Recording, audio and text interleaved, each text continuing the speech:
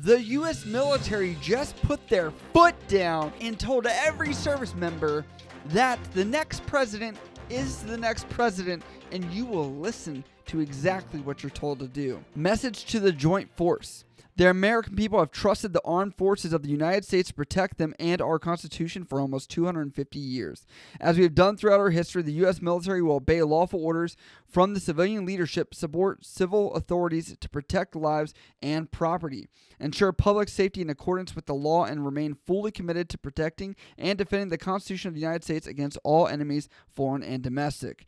The violent riot in Washington, D.C. on January 6, 2021 was directed assault on the U.S. Congress, the Capitol building, and our constitutional process. We mourn the deaths of those two Capitol policemen and the others connected to these unprecedented events. We witnessed actions inside the Capitol building that were inconsistent with the rule of law. The rights of freedom of speech and assembly do not give anyone the right to resort to violence, sedition, and insurrection. As service members, we must embody the values and ideals of the nation. We support and defend the Constitution.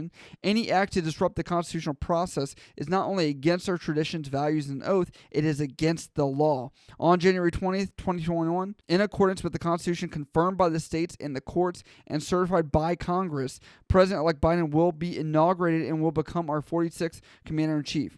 To our men and women deployed and at home, safeguarding our country, stay ready, keep your eyes on the horizon, and remain focused on the mission. We honor your continued service in the defense of every American. Everybody out here in a unified message to all the troops, that all these service members that are appearing in the news or having relations with the military, and some of the disarray that's come from that. Now, this is not the only time the military has had to reaffirm their position or stance on any of this. If you remember, in this past summer, General Milley actually was appearing in a photo with President Trump while he held up a Bible in front of a church, which he was pictured there, and they had no idea that they were actually going to this church to take a photo. They followed thinking they were going to go interact with some National Guard members to rectify why he was there, and it was not his intentions. As much as the military is known black and white, this is where you lay, this is where you stand, we support and defend the Constitution. By the way, that's the very beginning of the Sailor's Creed. We have to continuously reaffirm this every time because the public wants to challenge it. Where is the military going to lie? Because there's a lot of ties from what the media was saying between the president and his support for what was happening on the ground there. And so the military has to sit there and say, this is where we stand. This is where we're always going to stand, which I don't think it is our realm to fall into that political matter. I think a lot of these generals and the admiral and all these other people that are there are thinking they hate the politics just as much as everybody else. Before we get into the Facebook comments and all the warriors that are going to be there at their keyboards clicking away just like this, I have to say, whoever is the aide to our very own Chief of Naval Operations, Admiral Gilday, let's get him a stool. Let's make him look a little higher. I'm probably taller than him, and I'm only like 5'8", 5'9". Whoever is the aide, make sure you guys carry one of those flip-out stools. That way he has something to stand on, and he doesn't look like the shortest guy in the room. The title of their thing says, Joint Chiefs of Troops, Biden is your next Commander-in-Chief. Deal with it. The most liked comment here is, this page has no business representing those that serve. I'll be honest with you, not everyone in the military is going to lean one way or the other. Look at the enlisted population here. Where do most of those people come from? Lower socioeconomic status somewhere, where typically they're joining for the opportunity to make their lives better. So who do those people typically rely on when they're probably kids or whatnot? Like me, myself, that had to rely on social programs. So join the military to change my life and change my family tree. So I do understand that you could say most of these people are the right wingers, but I don't think that's the case, because look at where these people have come from. Inner city areas, things like that, where these people are from such a diversified population. Donald Nave says, looks like a lot of military personnel will be calling it quits. Looks like a great opportunity for all the liberals that couldn't make it in before. The military is going to be in a world of hurts. Maybe this could be a chance to give the inmates a chance. The best Marine is a brig Marine. If you really think that the president is going to be the deciding factor if people join or don't join, I'm sorry, I don't think that's going to be the case at all. On the micro level, people that are joining the military typically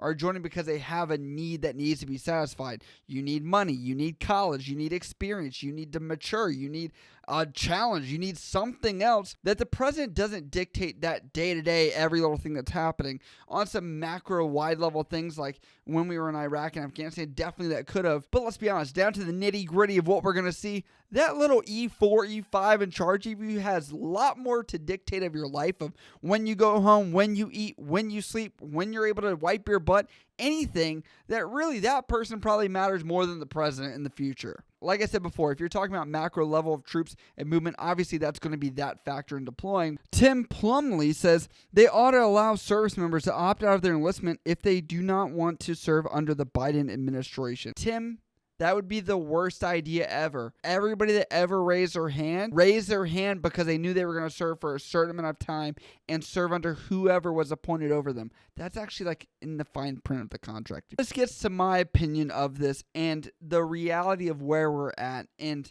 where the military is at in regards to this political sphere that this bubble is pretty much trying to burst at any moment. I know you're going to draw your conclusions of, oh my God, he's a left, God, he's a righty. No, I'm not going to mention any of that here. If I am told I'm going to do something because of regulation and it's always going to be that way, I think it should be that way, and that's what I've signed up for. Now, to look at my entire military career, I've served under former President Bush, former President Barack Obama, and now President Donald Trump, and now it's going to be future President Biden. So I've served under a multitude of different people, and I've never said, hey, guys, I don't know if I'm going to keep re-enlisting. You know, the president, I just really don't like what he's doing. Usually, it's based on the fact that I'm sitting here like, I need a paycheck. I want to continue getting educated. I like my experience. I like traveling. I like living in foreign countries. I like my military experience. This has to be said in 2020 to continue to mark the line in the sand and just continuously tell everybody, we are the military. We are the military. Do not drag us in. And we keep digging and digging and digging to make sure you guys know we don't want anything to do with this. A lot of people in the military end up gaining a greater appreciation for left or right anyway. You sit down with other people that have come from different backgrounds, and not many people in the entire country ever get that experience to literally meet people from all over the country every single day, every duty station, and learn a little bit about every part of the country, and it's definitely made me grow as a person. Honestly, I think it's redundant they had to do this, but I understand why they have to in 2020. Because if we don't say things that are blatantly obvious, then we have to imply, right?